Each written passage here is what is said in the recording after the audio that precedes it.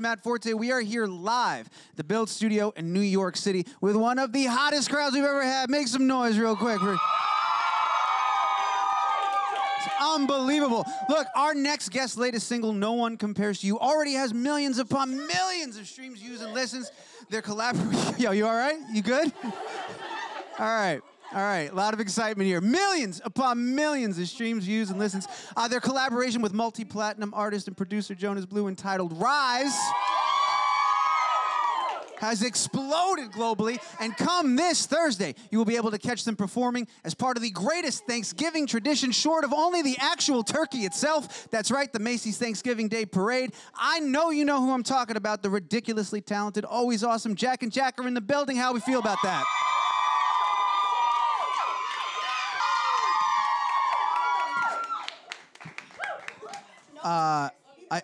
You guys aren't done. Ladies and gentlemen, that's Jack and Jack. Come on. I love you. You guys are so loud, yo. I love it. I love you too. Seriously. That's you. Look at yourself. Look in the mirror. Come on. For real though, you look great. Thank you guys for being here. Thanks for having us, Matt. Appreciate it, man. It is an absolute honor to have you guys back on the stage and to have your, as we were talking about this back there, you have one of the most supportive, most beautiful, most awesome fan bases we've ever encountered here. Yes. Nothing but facts. Absolutely. And I couldn't help but ask, do you ever get tired of this? How could you possibly? No, never. No, I think... Never. No. I think if anything, it just keeps getting better because as time goes on, you know, I expect, you know, some people to grow out of the love for us or maybe, you know... It's true though. Like if but that hasn't happened. If our fans were to like lose their passion, like that's when I would like you know be a little upset or like upset with myself because I didn't keep them engaged and whatnot. And so no, it's always love, man. I love it. Where did you veer as an artist becomes the question if you've lost that passion, right? Have you yourself lost it? But that does not, for the record, I do not think that is a concern right now. Luckily, no, and we seriously have the most beautiful fans in the world, and no one compares to you guys. All right, that's true.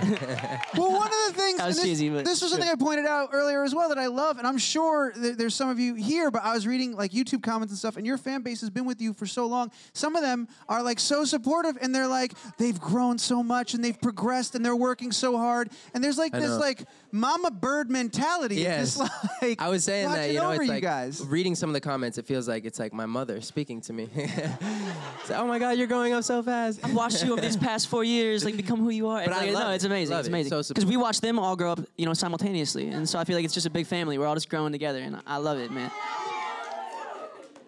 I mean, it's easy for me to sound cheesy, but it is truly beautiful. There is so much love, and it's such a great vibe in this room right now. So thank you for bringing that to us, and thank you guys for being so awesome. Let's get this thing rolling here. So the date is out there. We're going to talk about the parade. I'm excited to get into that. But first and foremost, you guys got, it's funny to me to call it your debut album, but you do have. Is that weird that they call it your debut record? I mean, I love calling it that because we were always very particular about like what we wanted our debut album to consist of. And I feel like we finally got it to a point where not only musically is it extremely like listenable, but also, are you laughing at me? But also, I love like the concept of it. Even though the songs don't necessarily tell the story of our 20-year friendship, it really is all about. I guess it's only 18. 20. Only we weren't friends when we were 2, bro. Shit. No, that's true. We were friends before. But yeah, I love the album art. I love the album name. I love all the songs on there, and I'm so excited because I'm like a very particular person, and I wouldn't be happy if I wasn't happy, and I'm happy, so I'm happy. Lots of happiness. No, I'm so excited. You know, personally, I know Jack and I, we've kind of been on this musical journey, finding ourselves for the last 4 years, and I think now is the time for, you know, the world to finally have our first project, and I think we're confident in it and ready for it, you know, and it's great because, you know, we put out EPs here and there and a bunch of singles here and there, and that's all great stuff to fill the time with, but, you know, you only get one first project as an artist, and I think A Good Friend Is Nice is truly what we always envisioned and wanted it to be, so I'm just stoked for our fans and the whole world to hear, you know? It's so exciting because, yeah, you're in a very unique position. You've been putting music out for a while. People love this music. You've had time to grow before. A lot of people, they only get their debut. That's it. They get their one shot, and they make it, but you guys have been able to hone your craft prior to the debut. Can I ask, do you know what it was specifically where you were like, now we're ready? Was there a moment where you guys sat down and said, now's the time? Well, I think the success of one of these songs that we had was called Rise, and I feel like it did so well, specifically overseas, but just on, all these streaming platforms, millions, maybe even a billion. I don't even know how many streams at this point. And but we're just really grateful for our boy Jonas. He gave us this window, I feel like. And so now we feel like it's our time to take advantage of this window. And, we've had our, he helped us get on the first song that was, ever played on the radio, the first anybody's ever heard of Jack and Jack in the mainstream, I guess. And so now it seems like the time to, hit him with the full-length album. And, we're just very grateful that he gave us that window and gave us that opportunity. So I believe I was reading, I know Rise is going to be on the record, right? No One Compares to You is going to be on the record. Are you guys, is that it so far? Are you done with the record? Are you still We're done. Well, okay, we're done. We're like done-ish. There's 2 songs that we have a little bit. Yeah, so there's these 2 songs, probably honestly like 2 of my top 5 favorite songs that just need to be finished. And I think that's why they're top 5 is because they take a little bit of extra time. But, we have those records that come out in one day, and then we have some that take some of those records are 3 years old. So within the next 2 weeks, though, our deadline to submit it is the 15th, I think, like mid-December. And so there's a couple more edits we want to make and then send them off to mixing and mastering. Hopefully we like what we hear. If not, we'll go back and forth a couple times. And hopefully it'll all be ready by the 15th to submit. And, the world will have it on the 11th at the top of the year. So how do you guys handle deadlines typically? How are you with... we usually don't even set them. Wait. What was that reaction? Just let him answer. That's that shows how real it is. We unintentionally lie, like, a lot. But, like, unintentionally, though. But, like, we never think we're lying in the moment, like, and then someone from our team will hit us and be like, "Oh, we got to push it back. Oh, we got to push it back." And we're just like, getting ripped apart. We already told, they're all individually grilling us right now. I hear like 100 different like girls come out. This is the most loving roast I've ever seen in my entire life. It's all love, but the word "soon" is like that's like the plague to our fans because we always say like "soon" and it's like, what does that mean? Like, what does "soon" mean? It's so open-ended. But we're happy because I feel like we're in the point of our careers where like deadlines are for real now, and we have people setting them for us instead of just us guessing. Yeah, I think we're gonna be done in 3 weeks. Like nah, like there's like a label that is holding us very accountable, and there's a manager in place, and we're holding ourselves more accountable than ever each other. So now it's like we have a legit team around us, and it's a totally different. Have you guys, as a result of that extra pressure, of that larger pressure, and that accountability, have you found yourselves pushing each other creatively in ways that you hadn't before? You're growing at a faster rate now. I think 100%. I mean, just. First thing that comes to my mind is making Johnson sing. Obviously that's something that. Come on. He had to force me. To sing. It pushes anyone out of their comfort zone if they're not like if they're not a confident singer. But I feel like now Johnson is to the point where he is because he's singing live every single day. No, but it's true. It's true. I think a couple years ago I would feel so uncomfortable, like doing anything melodic or like anything too melodic. But it's great because I feel like we're figuring out more about ourselves each and every day, and we push each other in the studio so much to try new things. We got to get him on a rap verse next. Hey. Well, we just polled the audience, and it seems like you have to do that. You have to. You can't tell at home, but there's like 20, 30,000 people in this room right now, and they all unanimously agree you got to get on a rap verse. You kind of like have one, though. Kind of. In April, you kind of have one. Yeah, I guess kind of. Well, okay, like there is this one song on the album. There's this one song on the album that you're flowing. That like I do a little damage, but it's not a full-on rap verse. Okay. I don't feel comfortable rapping because I'm just not. It's like it's almost like a melodic rap verse almost, but you'll hear it. You just gotta check out the album when it comes out. Yeah. If you want to wait. We're gonna have to wait. Is that the truth? There was this really awesome video. I think you guys did it for Billboard. Talk about how the song "Beg" came to be, and you were telling the story of. Yeah. And it was great. You were talking about how it came together kind of like super fast, actually. You got the demo, and then you guys were flying around. You came into New York. You went to the studio. You dropped what you had to drop, and then passed off the engineer. That's it. You walked away.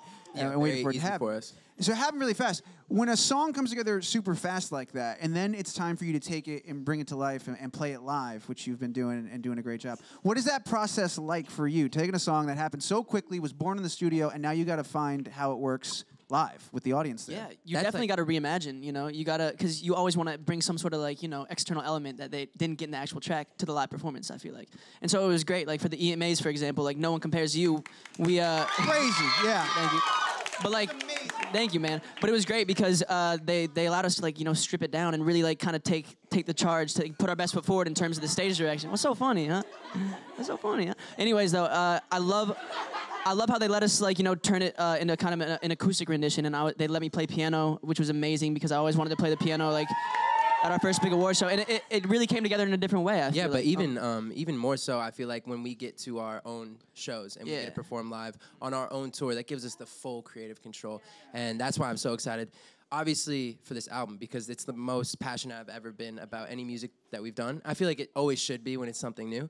Otherwise, why are you doing it? But I feel like when we go live with this, it's just gonna be so much fun because it's music that most of this music is fully just me and Johnson wrote everything on the album. So definitely. I'm really excited. You ever struggle with this? You ever start playing it live, finding its new vibe and voice, and figuring that out? Then find something you wish you could have done on the record and go back. Yeah. So it's crazy because like now we've started kind of having this different mindset sometimes in the studio where we're like we kind of make it with like what it could be live in mind. You know what I'm saying? So we're like, okay, this can be the anthemic part for the crowd to like chant along to. And so there were definitely records in the past where we're like, yo, why didn't we add this for the crowd to sing? Because it would have been so... After performing any song, you know, like 100 times, you have all of these thoughts. I mean, even just after listening to some of these songs, that's why it's nice we have songs that are 3 years old before they come out, because it gives us the time to really, like, I know it's selfish, but we keep them to ourselves, and we listen down, like, literally probably 1,000 times, and we can really nitpick every little thing. Yeah, and, like, a song's never going to be perfect. Music's so subjective, so, you know, you just got to, like,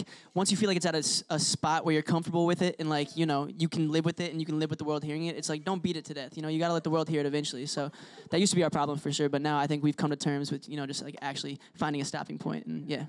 Well, speaking of bringing it live, you're talking about this new record, new tour kicking off. This is pretty amazing. You're going to start off... There you go. You guys coming? We're going to see you there, right? Yeah. 3 shows? 3? Legend. 3 shows? You can't. Why can't you come? Bring you what? We're gonna make you broke? No. Okay, don't come then. I don't want to run your bank job. Yeah, honestly. Tell your mom. Tell your mom to let you come. Well, wouldn't it be like your professor? Your mom and your professors should both let you come. Yeah. They should just give you an A on anything you miss, and then Exactly. I agree.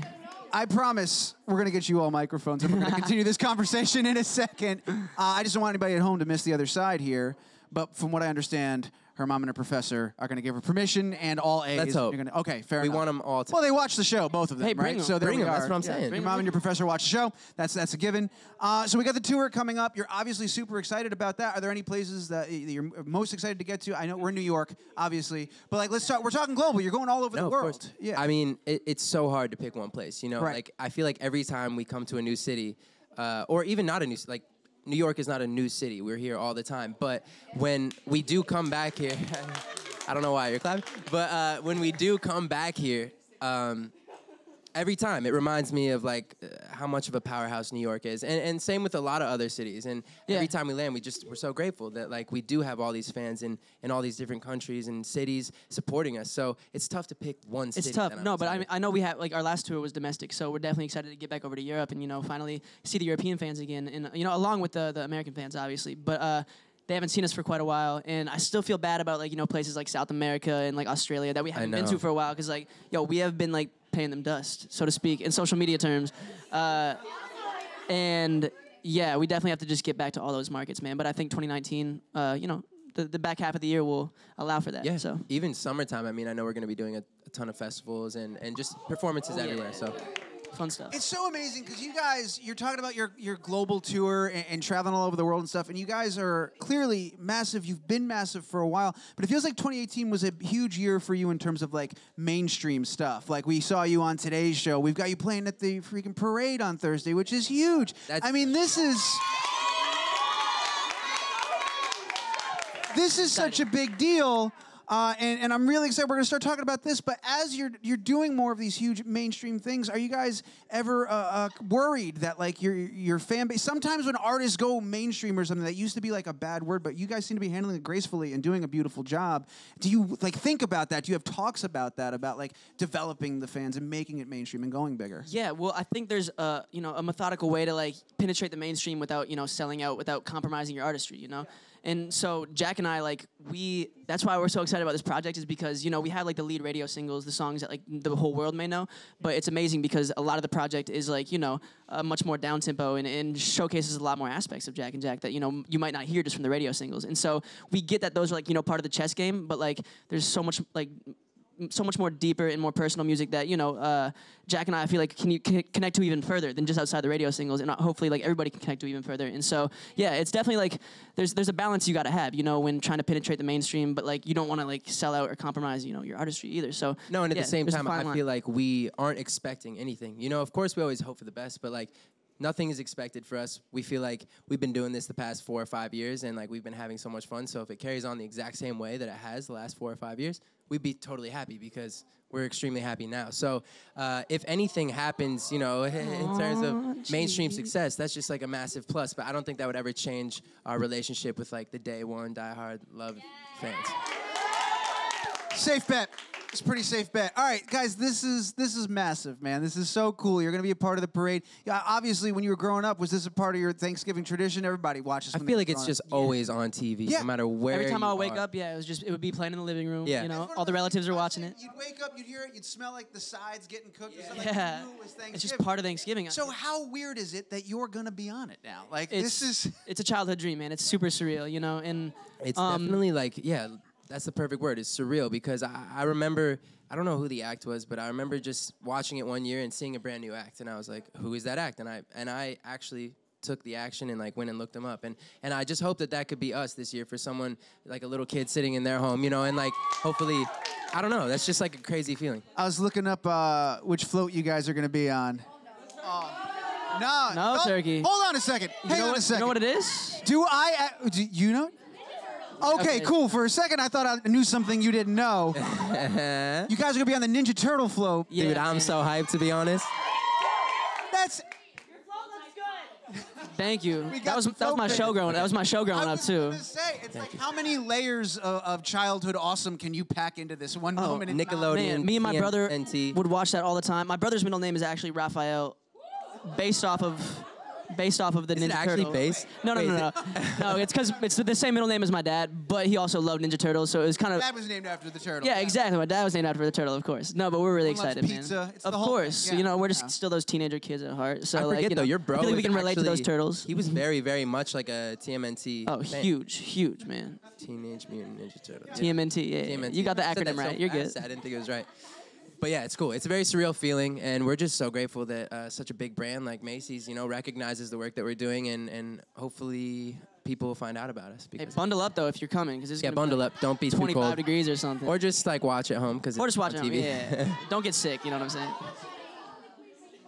So it's kind of bittersweet because obviously you'll be in the parade, which means you can't be home for Thanksgiving, which is like I said, a bittersweet thing. What's and obviously if there was ever a good reason, right? If there was ever an opportunity worth missing a year at home for, it's got to be this one to be a part of this. We always just in a way work. You'll be home as long as they have the TV. I'm actually jetting back home immediately after. Are you really? I'm gonna make it in Yes. time for Thanksgiving dinner.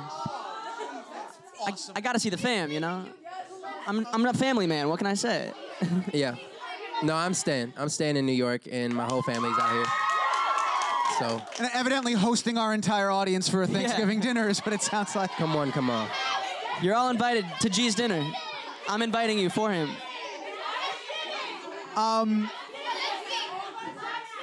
Guys, Jack we're kidding. like seconds away from audience Q&A, I promise. All right, so here's our last Thanksgiving question.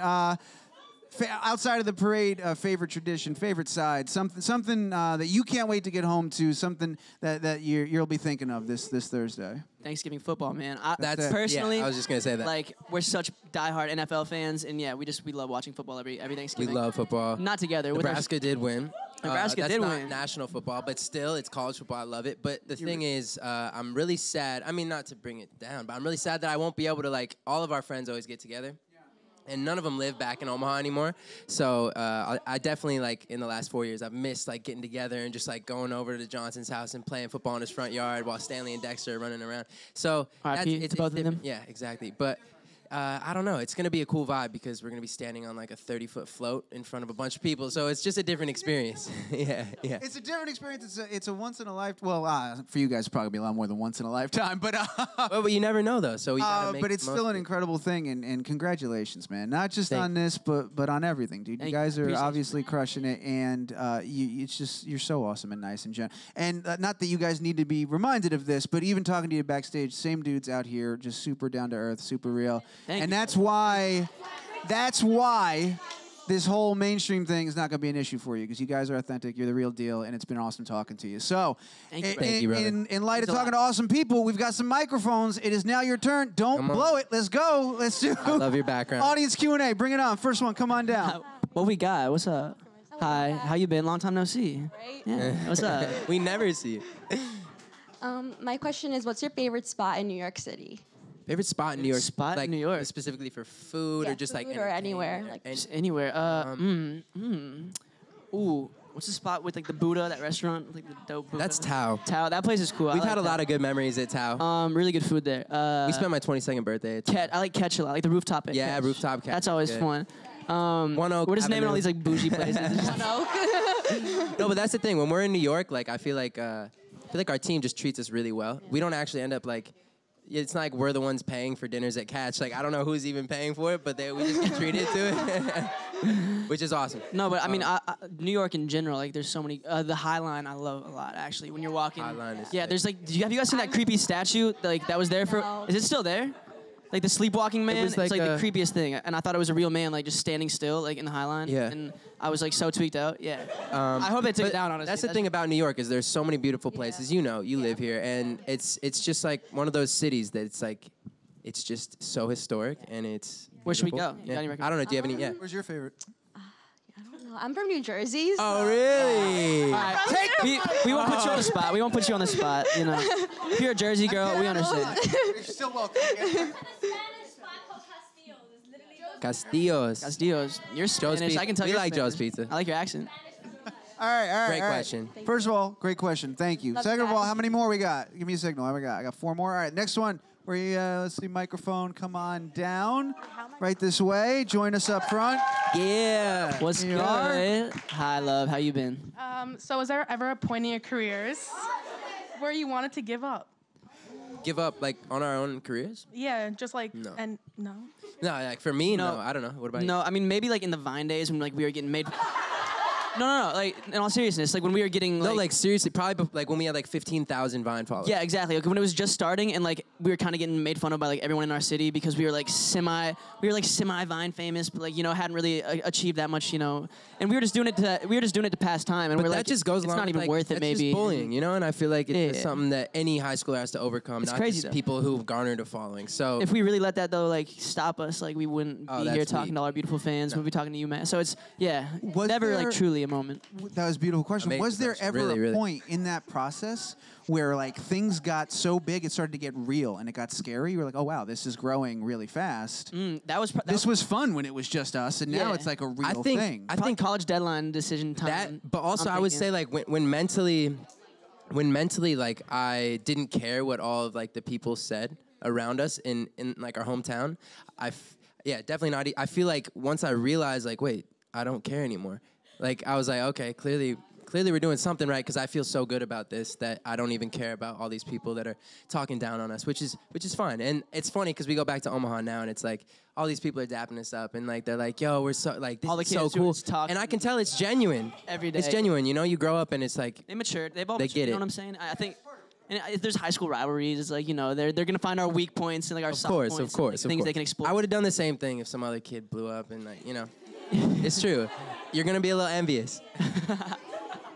All right, we got a few more left. Let's see. Next question is right over here. Go for Hey it. guys. What's good, love? How you doing? Good. How Hello. are you? Very good. So my question for you guys is, I know back in the day, like when you were independent, you were doing a lot of your own producing. So my question is, like, now that you're with a major label, how do you go about being a part of that process? Of course. Great question. Actually, really good question because even like pre-independent days, like that was probably when I knew how to produce like way less. Like we honestly like didn't do much producing like back then, if any at all, as opposed to like what we do now. I feel like now like we're actually far more involved because we've been working so hard over the last 3 years to like actually figure out like what sonically we want Jack and Jack to sound like.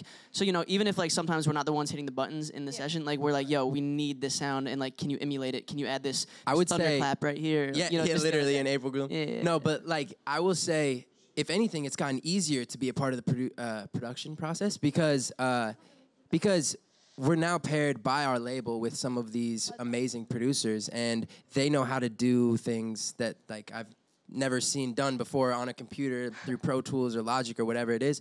And so if we do say like, hey, can you make this like this or whatever, like make it perfect like in this way, they know exactly what we're saying, even though we're not even speaking producer lingo. It's like we're just kind of like average Joes about that. He knows more than I do, obviously. But yeah, it's just really cool. So if anything, I would say the label process has only made, or the label experience has only made that process of being a part of production easier. Yeah, totally. And I think like, you know, our end goal is like we want to be able to just have me and G in a room and do everything ourselves. And I feel like, you know, it's almost getting to the point where like I feel confident enough in my production. You know, I'm always self-conscious about like just things I make on my own, and like I don't know what it is, but like I just want to, I want them to be perfect. If it's me doing it, it has to be perfect. You know what I'm saying? And so once the time's right, I feel like I don't know. I make a lot of like hard hip hop beats that like we would never. I mean, you even should get like on, you know sell some stuff, you know? Yeah, I don't know. But regardless, eventually the end goal for Jack and Jack is we just want to be in a room with just us two and we can just do everything, you know? And I think we're really progressing towards that quickly, so. That's a really good question. Great Thank you question. so much. What's your go-to set of speakers or headphones when you're trusting, like when you're listening to a mix and you listen to it on every freaking thing you can find? Yeah. It's like your go-to, if Well, it sounds good here. Probably It's tough because we produce on like the Rockets, and so but Rockets have such a heavy low end that like, you know, it's hard, you can't tell like when I transfer it into my car, like the bass is like blown out because the bass in my car can't handle it, and so But you really take have it to my car. Oh yeah, he's got a sub. He's My got a car nice can sub. handle it. But, No, but, like, it's true. You want to play it on every single type of speakers you can think of. And we just got like these mini speakers that sit on top of our Rockets that we can flip to if we need to. So, you know, they have a much more like leveled, you know, high end versus low end. Yeah, you even want yeah. like, we like to put like a Beats pill right there too, specifically at our buddy Ryan's house. Yeah, so like we can just transfer over with the MIDI, just go straight from, you know, or not. You can go straight from like the Rockets to like a smaller speaker. Yeah, you know? well, especially just when flip back and we're forth. getting super nerdy for 3 seconds, but Sorry. when you do that, it's important because like you do all that stereo separations, like, but then you throw it into a pill. What's it going to sound like? You Yeah, want the other- exactly. Or on the iPhone. Or yeah, even on your phone. On It's your phone. really, really Samsung. good, indicator too. So you got to just kind of like play it on everything, and once you have this unanimous feeling sound that, you know, if it sounds good on everything, you know, that's how you know the mix is kind of ready to You guys are so let the much world fun. hear. All right, we got 2 more. All right, next question. Bring it on. It's going to be all the way back on our red Hi. couch. Okay. What's good? What are your guys' favorite songs to perform on stage? Favorite Perform. song to Ooh, that's a really good question. I mean, just straight off the bat, my 2 favorite songs that we've ever made are Like That and 2 Cigarettes. And yeah. Unreleased, of course. Totally. Release songs, release, I mean. yeah. Totally, like, just great vibes. I feel like it's very easy to just, like, kind of, like, have fun, even if you don't know the songs at our concert. I see, like, dads and moms dancing to those ones. They got a great bop. So I love performing those because not only do all of our fans know every lyric to all of those songs, they also, you know, like, the outsiders who don't know us can still move around. But Yeah, I don't know. Would you say I love performing Well, Daydreaming as well? 'Cause yeah, I it's love- unreleased. That will be on the album, by the way. Yeah, that's Daydreaming's on gonna be on there. But I know we performed it live last time we had the show here, but I love doing that song because, you know, any song where I can play keys, I love a lot. Any song that has like a really fast rap, like Wrong One, I love doing because like the rap verse is so fast and it's just fun for me. It's kind of like a challenge every single night, but like it's just, you know, to get through it without taking a breath at the wrong spot. But it's tough because we've released a couple of songs, probably like 4 or 5 songs since we've been like on an actual tour of our own. So every time we've performed, like No One Compares to You, for example, it's been like on a TV or like some public thing, not our own. Like we haven't really been able to have fun with it yet. So it's tough to answer that question completely honestly because I just don't know. I don't know yet. This one called Closure, I really like performing too. Yeah, It's Closure's like, really fun. and you guys were hype at Island Life when we did that one. I do remember that. That was the first time we performed that. Yeah. But everything, honestly, it's so fun to perform them all and, you know, We could go figure them on and out. on, yeah, like every single one. But Is there a great moment question. that you're scared of in the set? Like, oh man, it's gonna be hard for me to do. I hope I got this tonight. Is there a moment that like freaks you out a little bit? When you Probably Well, for I know you used to overthink the beg note. Yeah, always. I mean, come on. That's like, like in the studio that day, I was like, you know, Lauv hit that so well, and he's like, come on, man, just do it. And I'm like, dude, I can't sing like you, bro. Like you're insane. And so he's like, shut the fuck up, get out there. Sorry. My bad. No, not you. You're good. And so he made me. He made me get in there. Johnson made me get in there. Adam made me get in there. Davis, Jono, everybody just was like, yo, you got to do this. This is a moment in the song. And by doing this now in the booth, even if you don't hit it perfectly, whatever, there's autotune, whatever, but it'll push you to sing it live every time. And by singing it live every time, that's just going to increase my strength in falsetto and stuff like that. So it's just, yeah, it's just a learning experience, and I'm glad that I made myself do that, and all of my peers made me do that. So, totally. But that's definitely like a nerve-wracking point in the show. Is there a nerve-wracking point for you? It used to be like the piano intro to Beg used to be kind of nerve-wracking because it was just like isolated, just me and the piano. But like after the first couple times, and like after doing it on like a couple TV performances, like it was just no sweat. Yeah. So that's probably the best thing about being in front of our fans is like even if we mess up, they're all hitting the high note with me. So. Anything singing though, still to this day, I do get a little nervous about, just because like I'm still not like super confident in my voice, so I get a little nervous. But yeah, I'm starting to find more confidence in it every single day. Yeah. So. Mm-hmm. Well, don't worry, nobody watches the parade. Yeah. That was a nice one. We got time for one more, so let's go ahead and do it up. Where's it gonna be? There you are. Come on down. Hi. Hi, love. How are you? Hello. What's your name? Kara. Sorry, I didn't ask anyone else's name. Probably because I know most of your names.